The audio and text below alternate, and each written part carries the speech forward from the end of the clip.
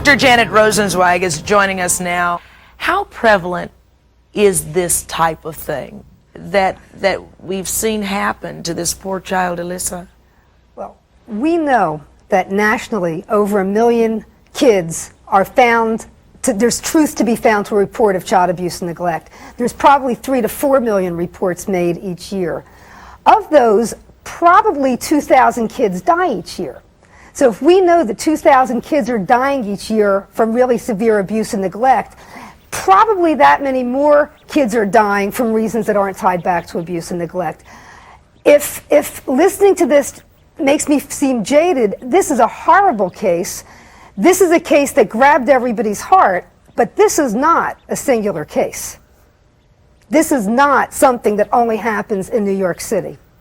It bothers me to know also that she had 6 children, and only one of them she allegedly abused and murdered. The other 5 were untouched. I mean, is that a common trend? I can't imagine it is. In certain types of abuse, there can be certain characteristics of a child that will bring out the abusiveness in a parent. It could be that something about that child reminds the parent of the spouse of the other parent of that child. That something about that child reminds the parent of something about themselves that their parent always punished. So it's very, very unfortunate, but not completely atypical for one kid to be singled out in the family.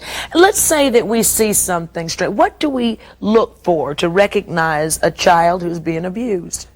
I think what we heard with Elisa, and maybe the neighbors can confirm this or not, it seemed as if there were some real dramatic changes in how she looked, behaved around the time the abuse got real bad.